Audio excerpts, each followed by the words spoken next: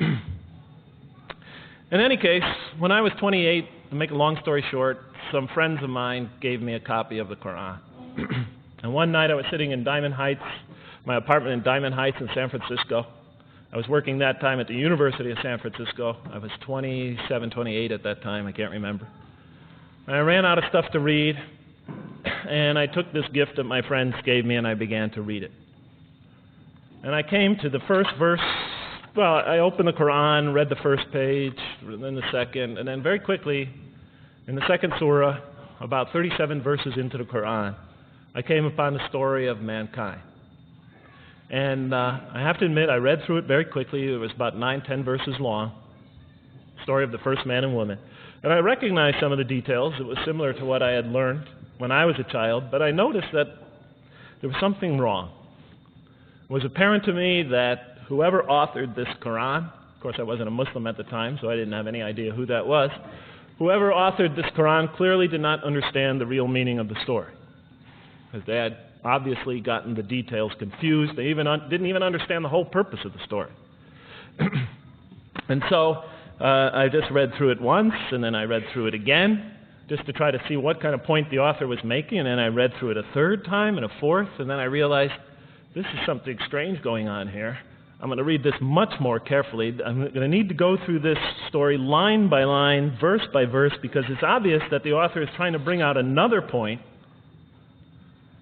And I wasn't quite sure what it was, but definitely he packs a lot of meaning into almost every word. And I thought the writer at least seems to have a great measure of brilliance. And so I'll try to sort of take you through what my experience was as quickly as I can. So I came to the 30th verse of the second surah, Surah al-Baqarah, and it began like this. It said, "Behold, your Lord said to the angels, I am going to place a vicegerent on earth." The Arabic word is khalifa. It means a representative or an emissary of mine. "I am going to place a vicegerent on earth." And they said, the angels said, "Will you place therein one who will spread corruption and shed blood, while we celebrate your praises and glorify your holiness?" And God said, He said, "Truly I know what you do not know." See, that's the verse that hooked me. That's the verse that caught my attention. That's the one that kept on making me read the story again and again and again. Because listen to the way it begins. "Behold, your Lord said to the angels, I am going to place a representative of mine on earth, a vicegerent of mine, an emissary, one who acts on my behalf." So that's not the way it goes. You're not supposed to be placing man on the earth in some positive role, some elective office. You place man on earth as a punishment for his sin. Clearly, I knew the author didn't quite get the point. But still, it was an amazing line. But then I come to the next line, and it says, "And the angels say, will you place therein one who will spread corruption and shed blood, while we celebrate your praises and glorify you?" I looked at it again. I couldn't believe the question. They said, "Will you place therein one who will spread corruption and shed blood, while we, the angels, celebrate your praises and glorify you?" I looked at that and I said, exactly. That would be my question. Why would you create this being, supposedly for some positive role, when he's capable of doing tremendous wrongdoing? When he could spread corruption and shed much blood? Why would you create this violent and pernicious creature when you could create angels? As the angels clearly say, well, we, the angels, celebrate your praises and glorify you. They're asking one of the most fundamental questions in the entire history of religion. Why create you, man, this utterly fallible creature, this creature who could rebel against God's will, who could do such tremendous wrongdoing, who could wreak havoc like no other creature on earth, when you can make them angels? And look where the question is being asked. It's being asked in heaven. It's almost like saying, look, why don't you just make them angels and be up here in heaven with us, you know? Why don't you just make them angels, pop them into heaven, he's fine. Why would you put him on earth where he could feel distant from you, where he can work out his worst criminal tendencies, act them out, feeling somehow independent and apart from you and free to do whatever he wants? when you could just make them angels and put them in heaven and make them perfectly submissive to your will? I looked at that question and said, that's my question. I'm not even a single verse into the story of mankind, and there before me I see my question. That whole question, everything that I ever thought, everything that I ever experienced, everything that I ever knew was in that question.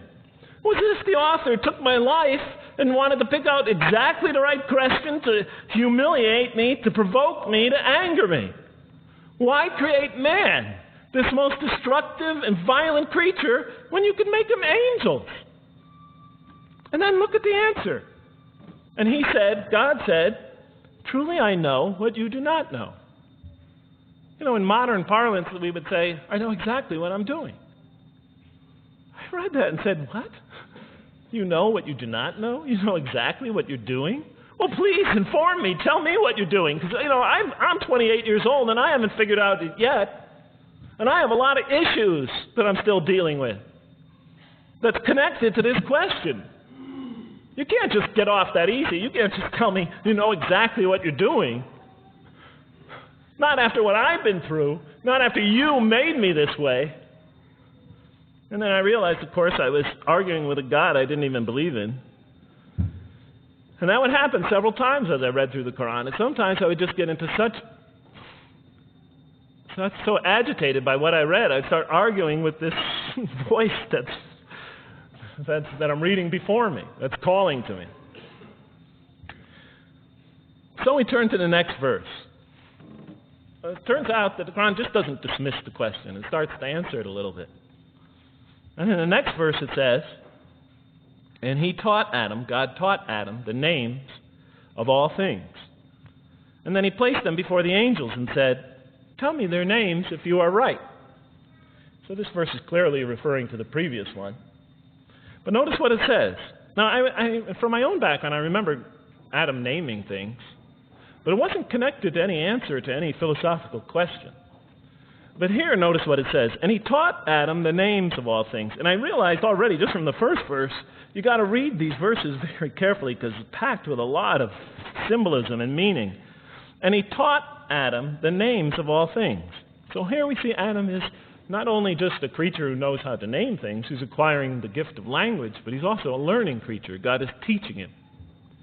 Now right here, right in this verse, and it'll come even clearer in the subsequent verses, that the very first thing that the Quran is going to emphasize here is man's intellect. He is a learning creature. He is taught. And what is he taught? What is one of the great intellectual gifts he's given? In response to the angel's question, the gift of language. Because through language, mankind can not only learn, but he could learn things not only through his own experience, but he could learn things that other people have experienced of times and places that are hundreds, thousands of years and miles separated from him. And so that all our knowledge becomes cumulative. Every generation learning from the generation before it. I'm learning today from authors I read from other sides of the world that may have existed 2,000 years ago. And so we all contribute to our collective learning and knowledge.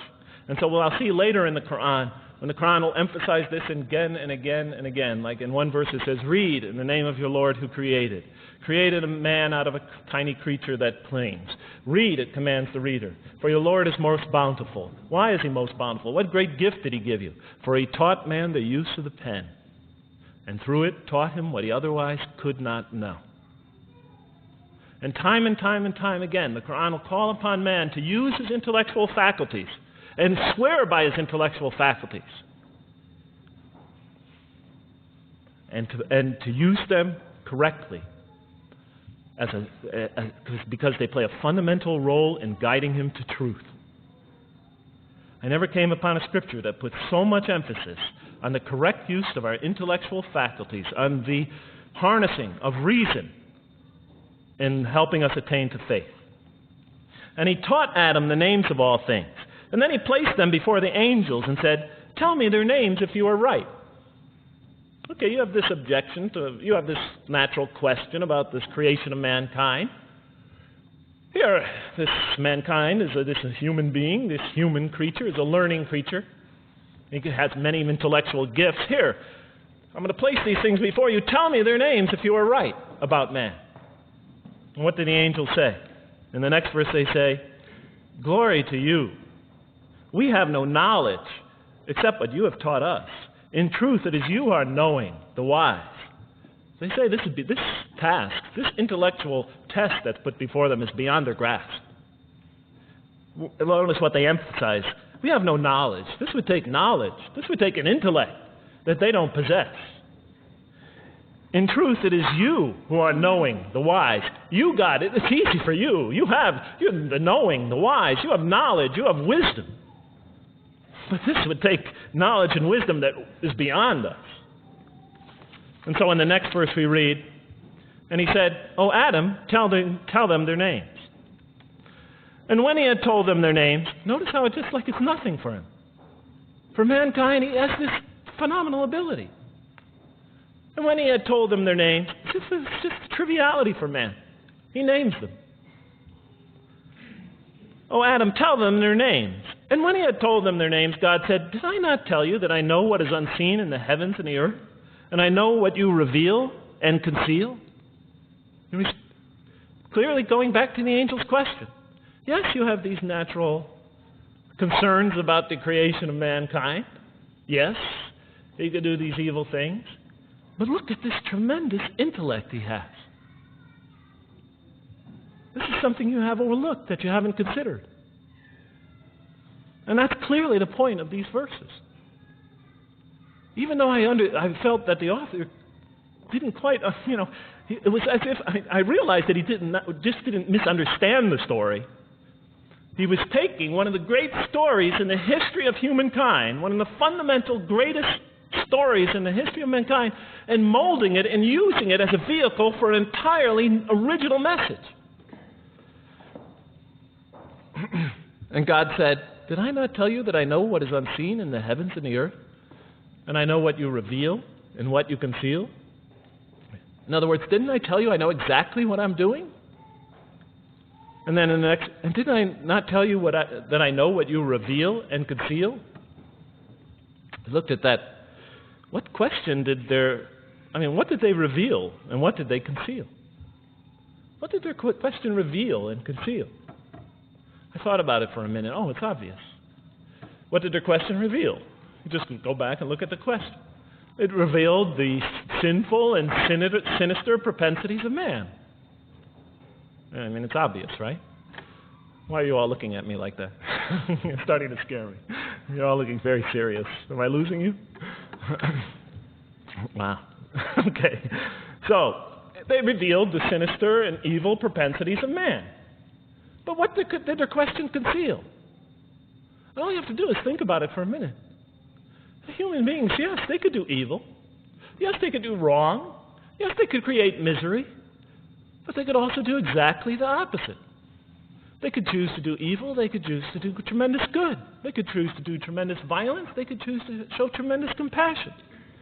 They could choose to live by falsehood. They could choose to live by the greatest truths. They could be terribly ugly. They could be terribly beautiful. And up until that point in my life, I, like the angels, that only saw one side of the coin. For the first time when I read that verse, believe it or not, it was an eye-opener for me. I had always been obsessed with the evil potentials of human beings. When I read that verse, I realized that, and I had a great example right in front of me with my own mom. I realized that I had been blinded by only one side of human nature. So we go on to the next verse. And behold, we said to the angels, bow down to Adam. And they bowed down. But not so Iblis. Iblis is like the father of Satan. Satans, satanic beings, forces, creatures, existences. He refused and was arrogant. He was of those who reject faith. An interesting statement. And behold, we said to the angels, bow down to Adam. And they bowed down. Bowing down could symbolize two things. Bowing down could symbolize the superiority or potential superiority of one being over another, and so they bowed down to them. Bowing down could also mean that they serve that creature in some respect. Of course, the Quran says that all beings serve God, all created beings serve God. But this verse seems to be indicating, and the rest of the Quran will make it clear, that these angelic beings, these angelic entities, will serve the development of mankind. We'll even see later that the satanic beings serve the development of mankind. Both forces, angelic and satanic, will serve the development of mankind. Because one will present man with a choice to do the most altruistic things. The other will simultaneously try to influence man in the opposite direction. And so human beings will be moral creatures, and they'll have to make moral decisions. And it's in those moral decisions that they will grow spiritually and morally as human beings. And they'll take that into the next life. And the angelic and the satanic forces will be catalysts for those moral choices that they make.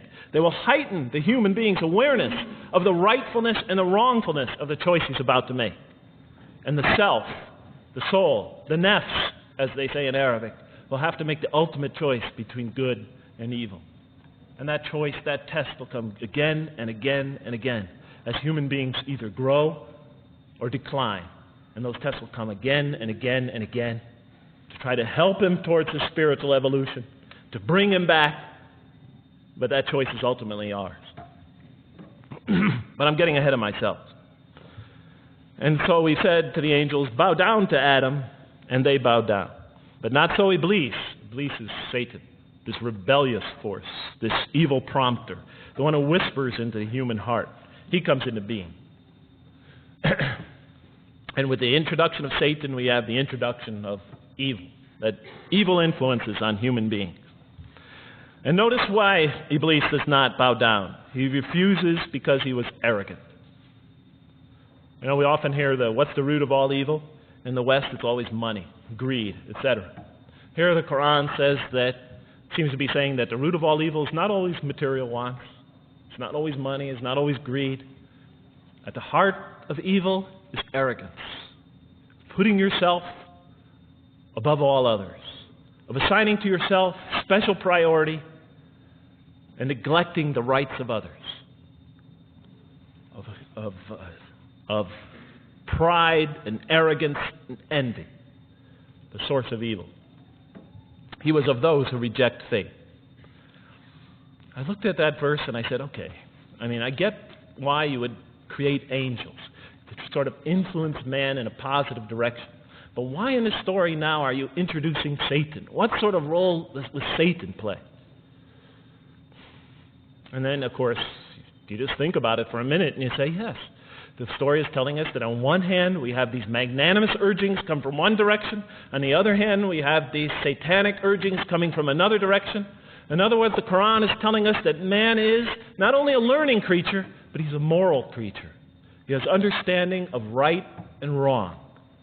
And God infuses those, allows those influences to come to him. Man is not only an intelligent being, but a moral being. And we said in the next verse, O Adam, dwell you and your spouse in the garden, and eat freely thereof what you wish, But come not near this tree, for then you will be among the wrongdoers. I looked at this verse and I was, starting to wonder if the author was drifting back to the old story again. I was confused. And we said, O Adam, dwell you and your spouse in the garden, and eat freely thereof what you wish, but come not near this tree, for you will be among the wrongdoers. I thought it was drifting back to the old story. Man sins, man's punished for his sins with earthly life. Maybe the author is drifting, he had a good idea, and now he's drifting back to the sort of traditional story. Maybe he couldn't make his mind up what story he wanted. Except for a couple things about this verse, and this happened with almost every verse as I read through it, is that the whole tenor of the passage is sort of not what you would expect. I noticed that the Quran in this story has a tremendous penchant for understating things. Because it says, and said to Adam, dwell you and your spouse in the garden, and eat freely thereof what you wish, to Adam and his spouse. But come not near this tree, for you will be among the wrongdoers. There's no sense of God being threatened by the possibility of man eating from the tree. In this story, we don't see in this verse, we don't see that God is nervous at the prospect, that he's threatened by the prospect, that he's anxious about it. The tree that he picks, it seems like he's just picking out any tree. Nothing special about the tree. Go not near this tree, for you will be among the wrongdoers. Satan will later come to him and tell him it's a tree of eternal life, of a kingdom that never decays. Turns out to be a complete falsehood in his part. Nothing special about the tree. Just a tree. God's not nervous at the prospect at all. You know, in the tradition that I came from, God is threatened by the prospect. He has to put an angel with a fiery sword by to protect the tree, so that mankind never goes next to it again. I'm not putting it down, I'm just pointing out the difference of the story. They're both beautifully told. But he has to guard the tree. Why? Because if they eat from it, they'll become gods like us. So this man, he already has a rebellious nature. Can you imagine if he eats from this tree? No. Can't let him get near that tree. But here, just, calmly says, but if you do, you will be among the wrongdoers. God is not worried about himself. Just warning man. Making it clear that if you do this, you've committed a wrongful deed. Again, the whole tenor of all these verses, as you read through it, is God knows exactly what he's doing. Okay, next verse. But Satan caused them to slip and expelled them from the state in which they were. And we said, go you all down, some of you being the enemies of others, and on earth will be your dwelling place and provision for a time. What? I said? I was expecting now the rage, the anger, the violence, the jealousy. That's what I was expecting. Okay, they eat from the tree. Where's the rage, the violence? I'm going to punish you now. You're going to sweat on earth. And you're going to suffer, and you're going to stub your toe, and you're going to work, and you're going to labor. And you're going to die there for what you did. And where's the woman? All right? And the woman. All right? She's the one who's going to suffer the most. Right? She'll have to suffer labor pains and monthly cycles. Right? And bleeding and crying out when her children come into the world. She'll scream out.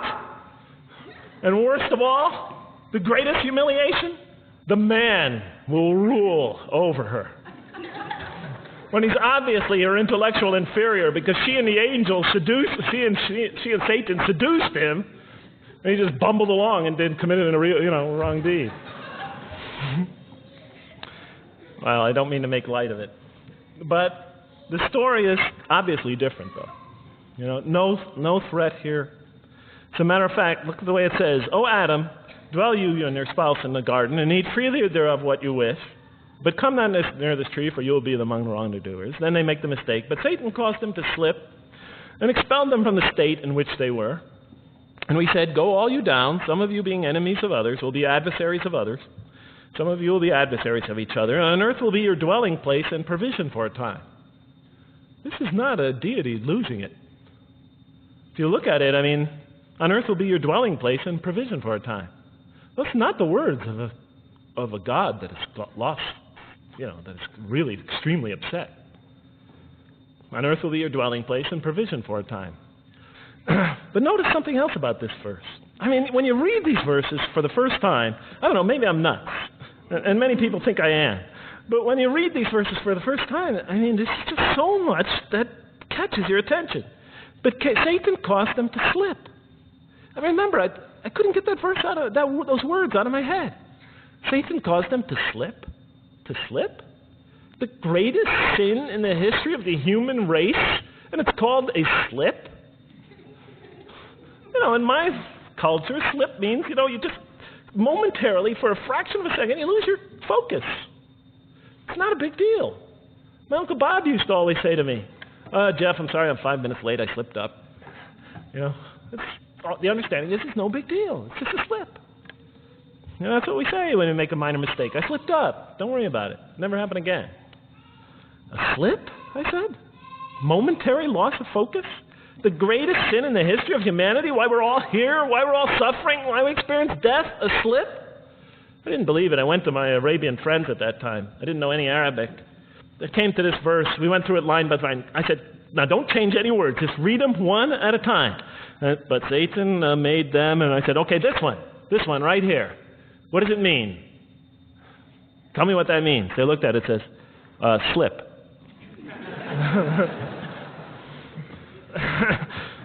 Slip. And expelled them from the state in which they were. A slip, I thought?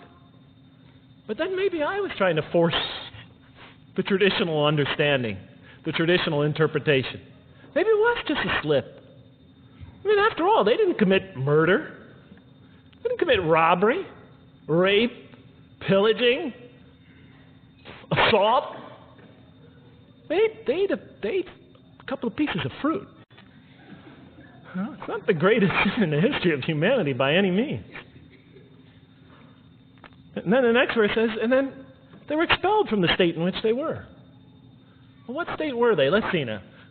Let's go back from where we started. First, mankind is being taught. We see he's an intellectual being. Then we show he's a moral being.